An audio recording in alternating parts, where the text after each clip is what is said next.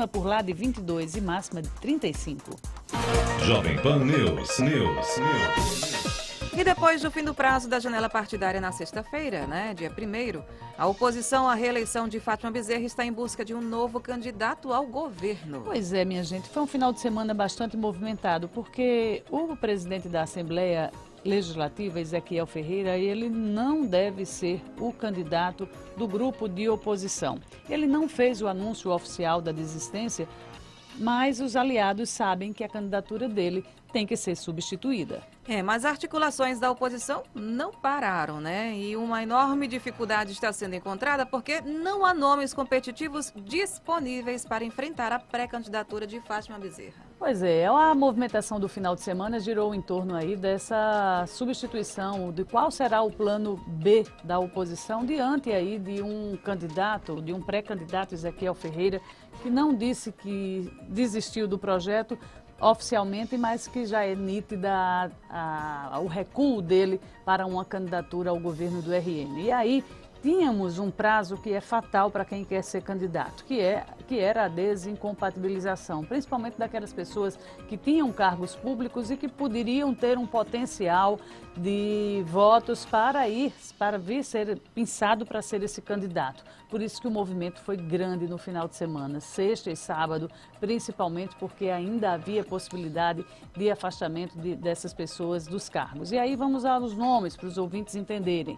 Foi pensada a possibilidade de Rogério Marinho deixar de ser o candidato ao Senado para vir disputar a vaga de governador.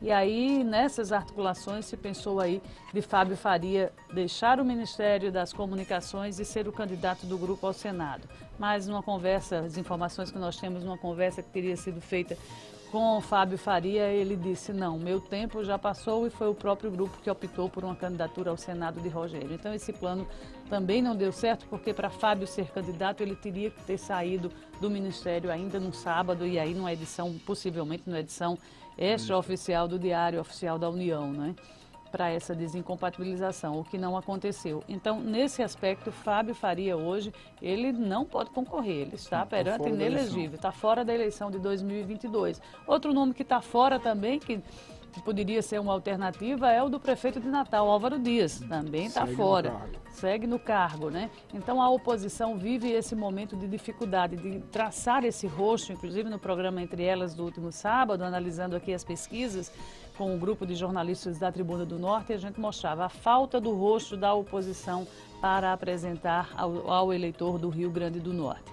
As pesquisas mostradas pela Tribuna apontam aí uma governadora que tem uma rejeição, tem um eleitorado que não quer votar nela, mas agora, começando o mês de abril, no quarto dia do mês de abril, esse nome ainda não existe para o eleitor. Isso no grupo mais forte. Quando a gente fala em oposição, existem outros candidatos, Breno Queiroga é candidato pelo Solidariedade, a própria Cloriza Linhares pelo Partido da Mulher Brasileira, mas nesse grupo mais forte, que hoje faz uma oposição mais estruturada ao governo do Estado, esse nome não apareceu. Ontem à noite chegou a se divulgar também um outro balão aí para ser analisado, que é o do ex-senador Júlio Pinheiro, José Agripino. Isso, José Agripino, ele está fora da eleição. Na eleição passada a gente lembra que ele disputou o cargo de deputado federal, não teve êxito, ficou nas suplências, e ele nunca se colocou nessa condição de candidato nem a Senado, nem a deputado, nem a nada. Até esse momento não se colocou. Ele tinha recolhido o barco. Exatamente, já estava em vias de aposentadoria.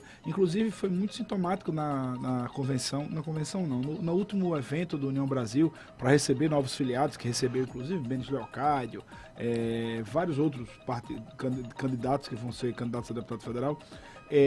O José Agripino falou que o Partido União Brasil não é Bolsonaro nem é Lula. Isso demonstra algo, Virgínia, muito claro aqui nessa dificuldade da oposição de conseguir o nome, que muitas pessoas não querem atrelar o nome ao presidente Jair Bolsonaro aqui no Rio Grande do Norte, ainda mais após as pesquisas que ele teve. Isso, você ter esse nome atrelado numa candidatura a deputado é diferente de uma candidatura ao governo do Estado, porque vai haver essa polarização entre Lula e Bolsonaro invariavelmente.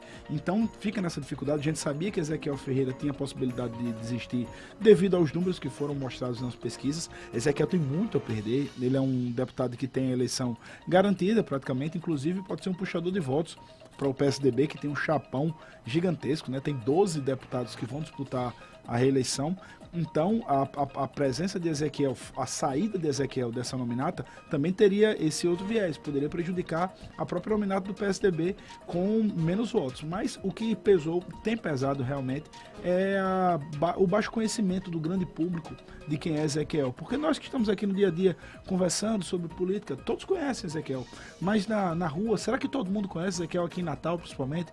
Ele é um político de muita penetração na região Seridó, apesar de ser presidente da Assembleia. Então, essa é a dificuldade. E outra coisa, gente, a gente está esquecendo que Stevenson é candidato, né? Pré-candidato, na verdade. Ele nunca se colocou, mas o nome dele foi colocado nas pesquisas. Aparece em segundo lugar. E aparece em segundo lugar. Corrobora, né? Para uma possível candidatura dele. Com certeza. Corroborava com a de Moro também, né? Esse é um outro capítulo que a gente traz já para os ouvintes. Agora, eu queria saber a opinião